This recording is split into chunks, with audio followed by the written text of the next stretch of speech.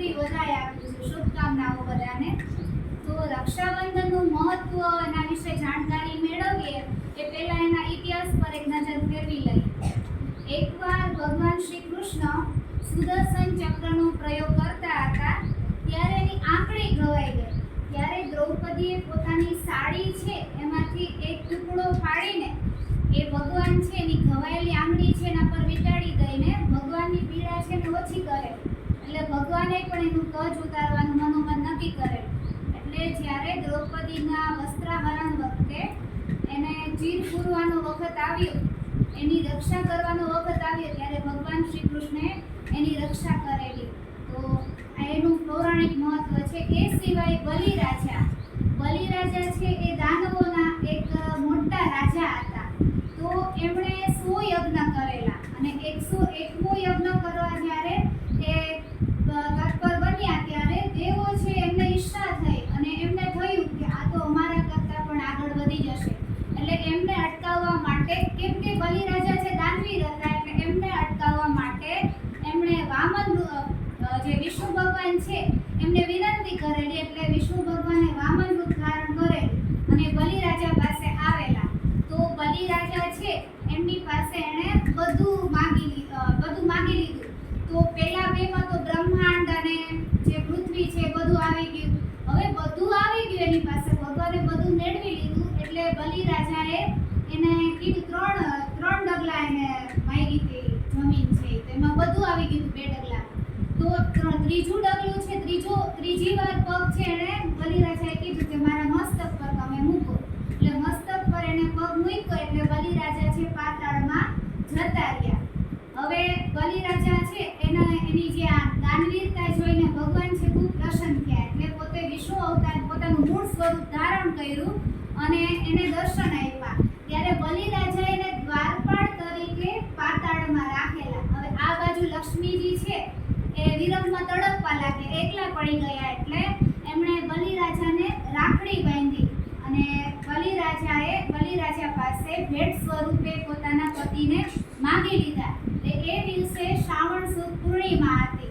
એટલે આપણે શ્રાવણી પૂર્ણિમા છે અને રક્ષાબંધન તરીકે ઉજવીએ છીએ।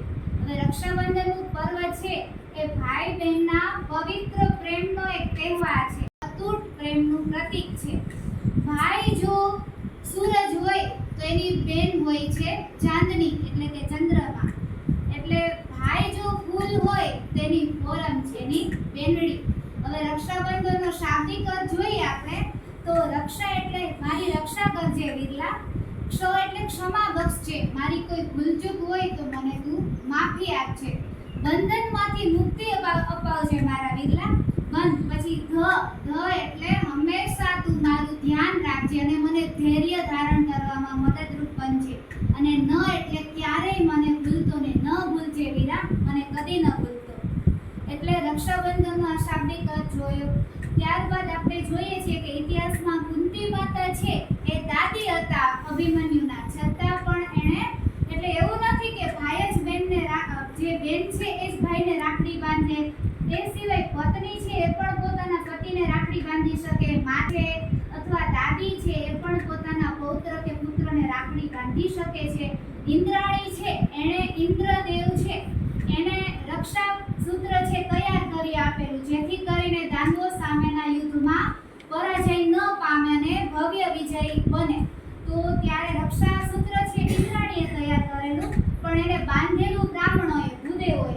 એટલે આપણે દર રક્ષાબંધને શું કરીએ છીએ કે બ્રાહ્મણ પાસે જે રાખડી બાંધાવીએ છીએ, જે નાનો તાતણો હોય છે સૂતરનો એ બંધાવીએ, અને એ રીતે બ્રાહ્મણોનું પણ મહત્વ છે। અને જે બ્રાહ્મણો છે ભૂદેવો છે તે દિવસે જનોઈ બદલે છે, જનોઈ ધારણ કરે છે। હવે રક્ષાબંધન છે તે દિવસે બેન છે સવારમાં નાઈ ધોઈને સ્નાન કરીને પછી ભગવાનની પૂજા અર્ચના કરીને પૂજાની થાળી તૈયાર કરે છે। એ પૂજાની જે થાળી છે એમાં કંકુ, ચોખા, રાખડી, મીઠાઈ બધું એને સરસ મજાની સજાવટ કરેલી હોય છે। પછી પોતાના ભૈલાને ચાંદલો કરે છે, એના હાથમાં રાખડી બાંધે છે, એનું મોં બેનભાઈ છે એકબીજાનું મોં મીઠું કરાવે છે, બેનડી છે એ પોતાના વિરલાની આરતી ઉતારે છે અને પોતાના ભાઈના દીર્ઘાયુષ્ય માટે કામના કરે છે। અને રક્ષા માટે, પોતાના બેનની રક્ષા માટે પ્રવૃત્ત થાય છે, એની રક્ષા કરવાનું હંમેશા વચન આપે છે.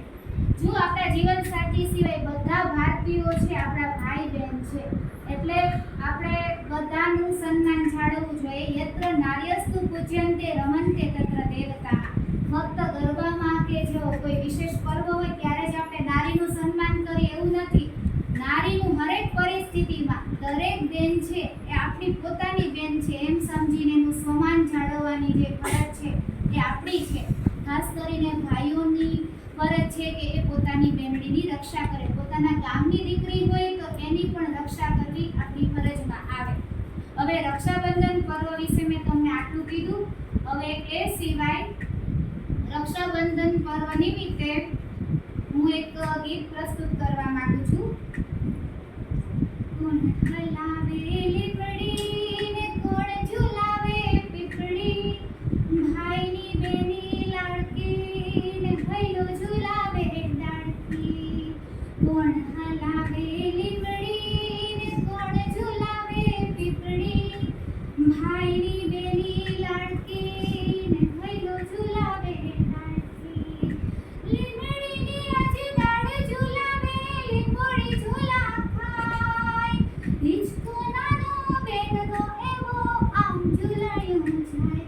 લીલુડી લીમડી હેઠે બેની માં હિંચકે હિંચે, લીલુડી લીમડી હેઠે બેની માં હિંચકે હિંચે.